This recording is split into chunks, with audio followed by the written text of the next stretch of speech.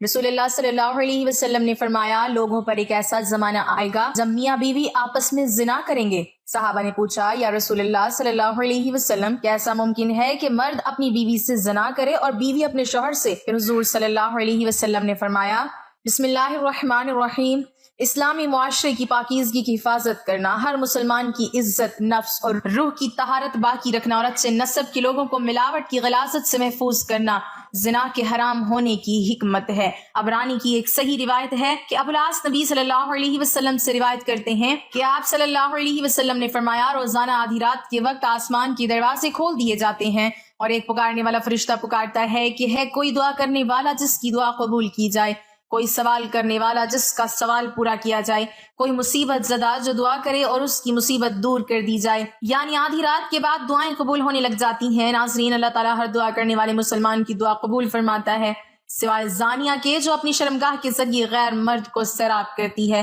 زانیہ عورت جو زنا کے ذریعے مرد کا دل بہلاتی ہے اور پھر اس کی دعا قبول نہیں ہوتی۔ زنا کرنے والے لوگ خود اپنے آپ کو اللہ کے عذاب کا مستحق بنا لیتے ہیں۔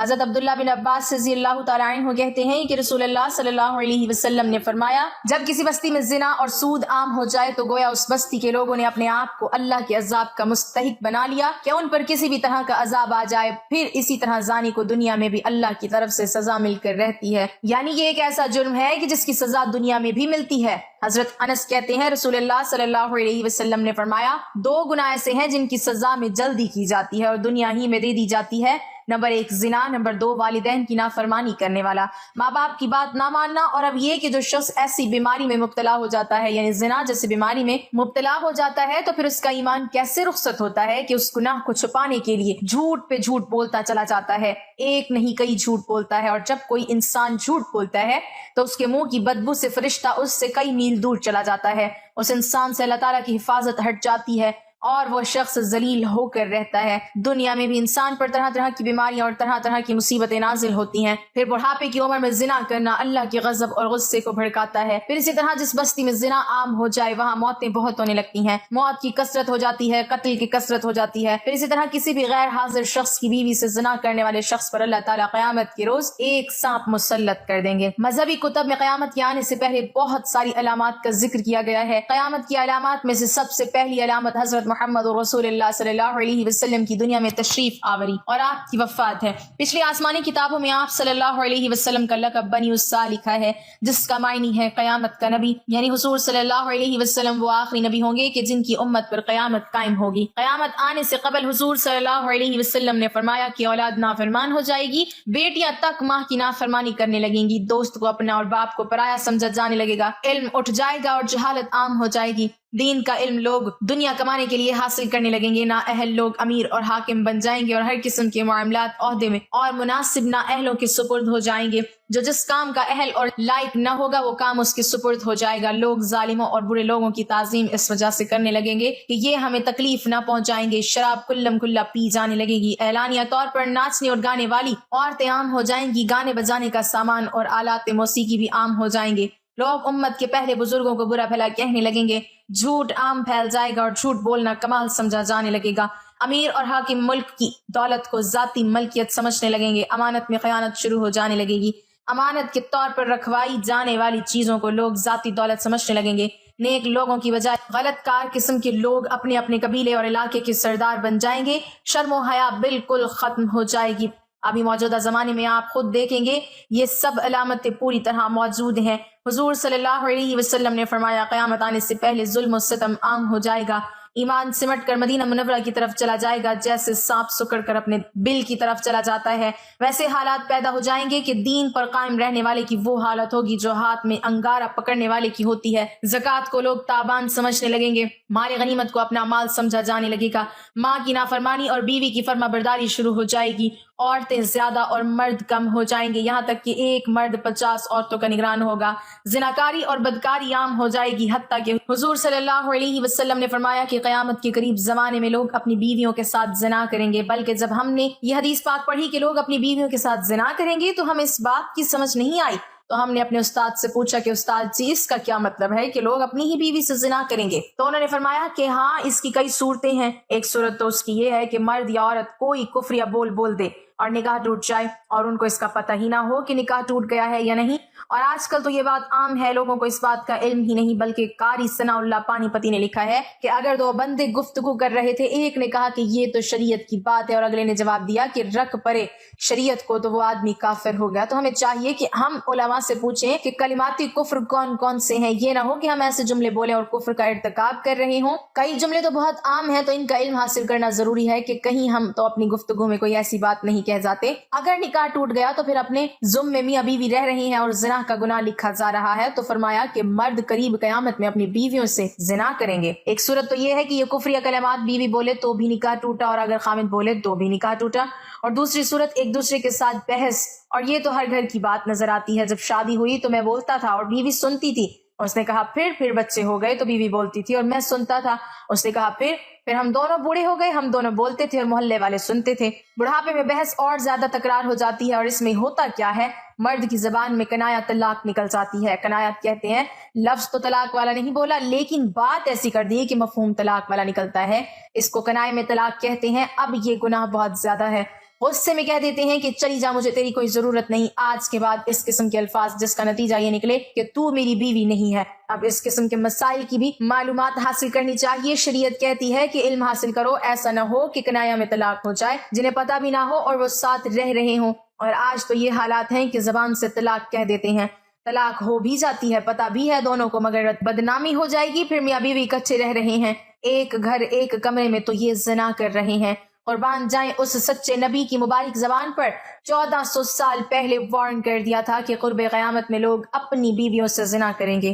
ناظرین، صحیح بخاری کی ایک حدیث کے مطابق قرب قیامت کی ایک نشانی یہ بھی ہے کہ اقتدار غلط لوگوں کے ہاتھ میں دے دیا جائے گا۔ علماء کرام اس نشانی کے متعلق بھی کہتے ہیں کہ آج دنیا بھر کے ممالک کے حکمرانوں کی طرف دیکھیں تو صاف پتہ چلتا ہے کہ یہ نشانی بھی پوری ہو چکی ہے۔ صحیح بخاری ہی میں ایک اور نشانی بتائی گئی ہے کہ قیامت سے قبل لوگ بلند ترین عمارت بنانے میں ایک دوسرے پر سبقت لے جانے کی کوشش کریں گے۔ آج ہم دیکھتے ہیں کہ وہی دور شروع ہو چکا ہے، دنیا بھر میں بلند و بالا عمارتیں کھڑی ہو چکی ہیں، اور جس ملک میں سب سے بلند ترین عمارت موجود ہو وہاں کے حکمران اور شہری اسے فخر کا سبب گردانتے ہیں۔ اور ان جیسی دیگر کئی نشانیوں کے متعلق بھی علماء کا کہنا ہے کہ وہ پوری ہو چکی ہیں، اور اب امام مہدی کا ظہور اور قیامت قریب تر آ چکی ہیں۔ اللہ کے رسول صلی اللہ علیہ وسلم نے قیامت کی نشانی بتلاتے ہوئے فرمایا کہ اونٹوں اور بکریوں کے چرواہے جو برہنہ بدن اور ننگے پاؤں ہوں گے، وہ ایک دوسرے سے مقابلہ کرتے ہوئے لمبی لمبی عمارتیں بنوائیں گے اور فخر کریں گے کہ ریاض شہر میں عمارتوں کا یہ مقابلہ آج اپنے عروج پر پہنچ گیا۔ دبئی میں برج خلیفہ کی عمارت دنیا کی سب سے اونچی عمارت بن گئی،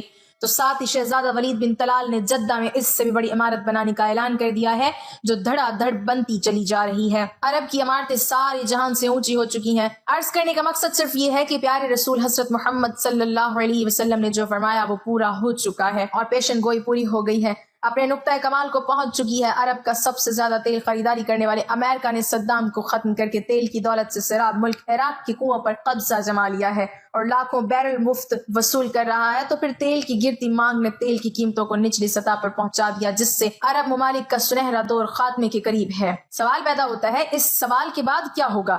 اللہ کے رسول صلی اللہ علیہ وسلم کی ایک اور حدیث ہے کہ قیامت سے پہلے سرزمین عرب دوبارہ سرسبز ہو جائے گی۔ سعودی عرب اور امارت میں بارشیں شروع ہو چکی ہیں، مکہ اور جدہ میں سیلاب آ چکے ہیں۔ عرب سرزمین جیسے پہلے ہی جدید ٹیکنالوجی کا کام میں لا کر سرسبز بنانے کی کوشش کی گئی، وہ قدرتی موسم کی وجہ سے بھی سرسبز بنتی جا رہی ہے۔ سعودی عرب گندم میں پہلے ہی خود کفیل ہو چکا ہے، اب وہاں خشک پہاڑوں پر بارشوں کی وجہ سے سبزہ اگنا شروع ہو چکا ہے، پہاڑ سرسبز ہونا شروع ہو گئے ہیں۔ بارشوں کی وجہ سے آخرکار حکومت کو ڈیم بنانا ہوگا جس سے پانی کی نہریں نکلیں گی، ہریالی ہوگی، سبزہ مزید ہوگا، فصلیں لہلہائیں گی۔ یوں یہ پیشن گوئی بھی اپنی تکمیلی مراحل سے گزرنے جا رہی ہے، اور جو حضور صلی اللہ علیہ وسلم نے فرمایا اسے ہم اپنی آنکھوں سے دیکھنے جا رہے ہیں۔ اگر احادیث میں غور کریں تو مشرقی وسطیٰ کے زوال کا آغاز ملک شام سے شروع ہوا، لیکن شاید عرب حکمران یا تو یہود و نصارہ کی چال سمجھ نہ سکے یا بے رخی اختیار کی، لیکن وجہ جو بھی ہو یا نہ ہو، آپ صلی اللہ علیہ وسلم کی بتائی ہوئی علامات کو تو ظاہر ہونا ہی تھا۔ चुनाचे हदीस पाक में इरशाद है, रसूलुल्लाह सल्लल्लाहु अलैहि वसल्लम ने फरमाया, जब अहले शाम तबाही और बर्बादी का शिकार हो जाएंगे तो फिर तुम में कोई खैर बाकी न रहेगी। नाज़रीन याद रखें, अहादीस मुबारका की रूह से शाम और अहले शाम से उम्मत मुसलमान का मुस्तकबिल वास्ता है। अगर मुल्क के शाम ऐसे ही बर्बाद होता रहा तो पूरी उम्मत मुस्लिमा की भी खैर नहीं। वैसे तो 90% बर्बाद हो चुका है अब, जबकि 5 साल खून रेजी में 8 लाख बेगुनाह बच्चे, बूढ़े, औरतें शहीद और लातादाद दूसरे मुल्क की सरहदों पर जिंदगी की भीख मांगते हुए शहीद हो रहे हैं और इतने ही तादाद में जख्मी या माजूर हो चुकी हैं। लिहाजा शाम मुकम्मल तबाही के बाद अब नज़ा की हालत में है।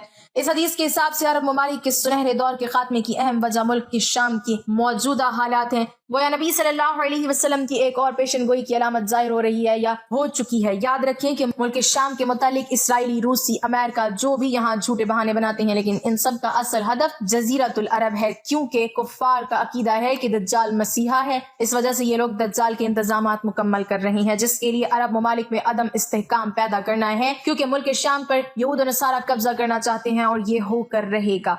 हजरत इमाम मेहदी अलैहिस्सलाम के ज़ुहूर से कबल चुनाचे किताब में है कि आखिरी जमाने में जब मुसलमान हर तरफ से मगलूब हो जाएंगे, मुसलसल जंगें होंगी, शाम में भी ईसाइयों की हुकूमत कायम हो जाएगी। इसी तरह क़यामत से मुताल्लिक भी मालूमात हमें मिलती है कि क़यामत से पहले हुजूर सल्लल्लाहु अलैहि वसल्लम की उम्मत में से 30 बड़े बड़े कज़्ज़ाब और दज्जाल आएंगे। हर एक नबूवत का दावा करेगा, हालांकि हुजूर अकरम सल्लल्लाहु अलैहि वसल्लम आखिरी नबी हैं। आप सल्लल्लाहु अलैहि वसल्लम के बाद कोई नबी नहीं। क़यामत की निशानियों में से एक निशानी ये भी है कि इराक का मशहूर दरिया फुरात, सोने का एक पहाड़, ये सोने का एक खजाना ज़ाहिर करेगा जिस पर लोग लड़ेंगे। चुनांचे इस लड़ाई में हर 100 में से 99 कत्ल हो जाएंगे। मुमकिन है सोने के पहाड़ या सोने के खजाने से मुराद इराक का तेल हो।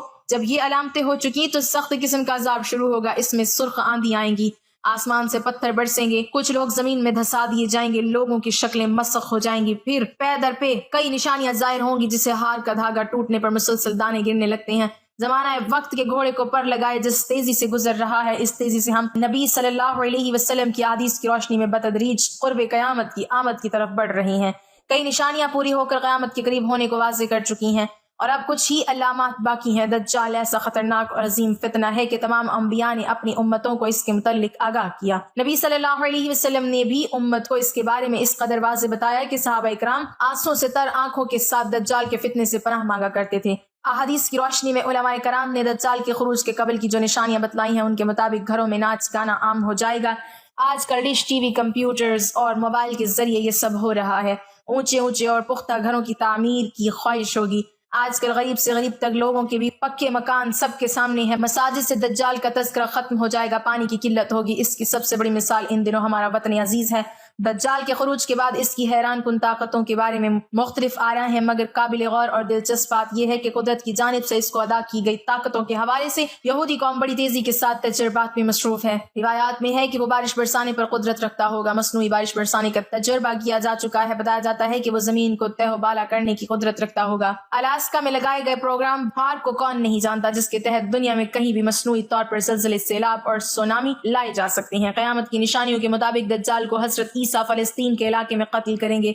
यहूदी इस मकाम पर अपने मसीहा को फरार करवाने के लिए एयरपोर्ट तैयार कर चुके हैं। दुनिया का इंतहाई तेज रफ्तार तैयारा मौजूद है जिस पर KFIR यानी काफिर दर्ज है।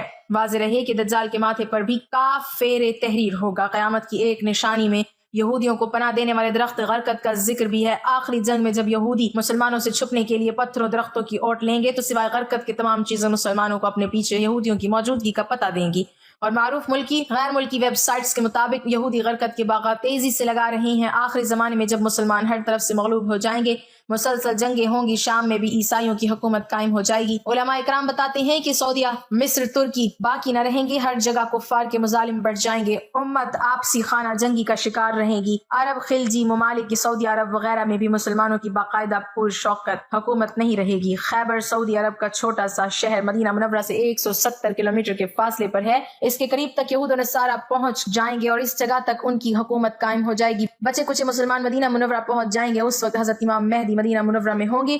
दूसरी तरफ दरिया तिबरिया भी तेजी से खुश्क हो रहा है, जो कि हजरत मेहदी के ज़ुहूर से कबल खुश्क होगा।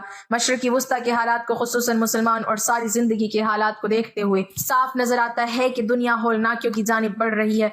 فرانس میں حملوں کے بعد فرانس اور پوپ بھی عالمی جنگ کی بات کر چکے ہیں۔ سوال پیدا ہوتا ہے کہ اس عالمی جنگ کا مرکز کون سا خطہ ہوگا؟ واضح نظر آ رہا ہے مشرقی وسطی ہی متوقع۔ یہاں بھی ہندوستان اور پاکستان کی بڑھتی رنجشیں اور کشمکش میں سے لگتا ہے کہ حالات غزوہ ہند کی طرح روک رہے ہیں، کیونکہ حضرت ابو ہریرہ رضی اللہ تعالی عنہ سے روایت ہے کہ رسول اللہ صلی اللہ علیہ وسلم نے ارشاد فرمایا، میری قوم کا ایک لشکر وقت آخر کے نزدیک ہند پر چڑھائی کرے گا اور اللہ اس لشکر کو فتح نصیب کرے گا، یہاں تک کہ وہ ہند کے حکمرانوں کو بیڑیوں میں جکڑ کر لائیں گے۔ اللہ اس لشکر کے تمام گناہ معاف کر دے گا، پھر وہ لشکر واپسی کا رخ کرے گا اور شام میں موجود عیسیٰ ابن مریم علیہ السلام کے ساتھ جا کر مل جائے گا۔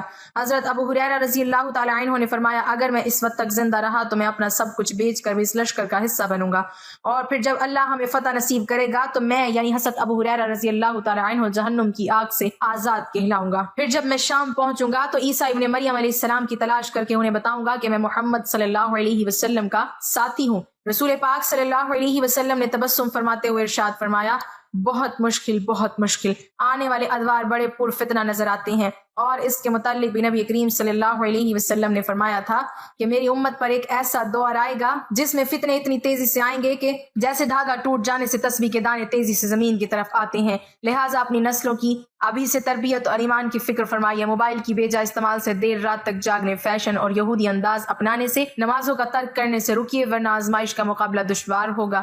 رسول کریم صلی اللہ علیہ وسلم کے فرامین کی روشنی میں قطعی قیامت قائم ہونے میں تقریباً 250 صدیاں باقی ہیں، البتہ دور قیامت کا آغاز ہو چکا ہے۔ یہ تمام دور فتنہ و فساد سے معمور ہے، جنگ و جدل اور مختلف طاقتوں کے مابین کھینچا تانی کا تسلسل رہے گا، حق و باطل کے اس مار کا آرائی میں خون انسانی ارزا ہوگا۔ نبی برحق صلی اللہ علیہ وسلم نے سب کچھ افشا کر دیا، 1400 سال پہلے باخبر کر دیا، بس ہم مسلمانوں نے ہی ہوش کے ناخن نہ لیے۔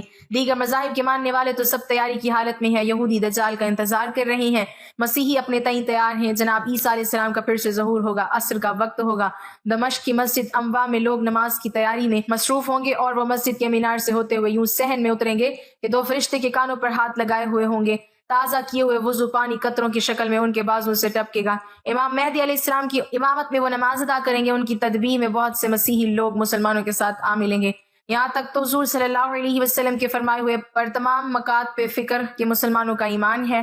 مگر ناظرین ذرا دم لیجیے، اللہ کے نبی آخر الزمان صلی اللہ علیہ وسلم نے تو یہ بھی فرمایا تھا کہ میرا وہ بیٹا مہدی جس کی امامت میں جناب عیسیٰ علیہ السلام جیسی بلند مرتبت نبی نماز ادا کرنے پر فخر کریں گے، اسی مہدی کے ظہور پر سب سے پہلے خود مسلمانوں ہی کا ایک لشکر مخاصمت میں چڑھ دوڑے گا، گو اللہ کے حکم سے زمین بوس ہو جائے گا، مگر کلیجہ کٹ جاتا ہے۔ یہ سن کر کیا مسلمانوں کو کبھی عقل سلیم عطا بھی ہوگی کہ نہیں، یا ہم آل رسول سے دشمنی ہی کرتے رہیں گے؟ جن یہودیوں سے عداوت ہے وہ تو اپنے ہاں کا سب سے اعلیٰ مذہبی مقام محض اپنے نبی جناب ہارون علیہ السلام کی آل کے لیے ہی مختص رکھتے ہیں، کسی اور کو وہ اس منصب پر فائز ہی نہیں ہونے دیتے۔ تو پھر ہم مسلمانوں کو یہ شعور کیوں حاصل نہیں، جبکہ ہمارے نبی صلی اللہ علیہ وسلم کی آل پاک کو سرفرازیاں تو خود خدا رب العزت نے عطا فرمائی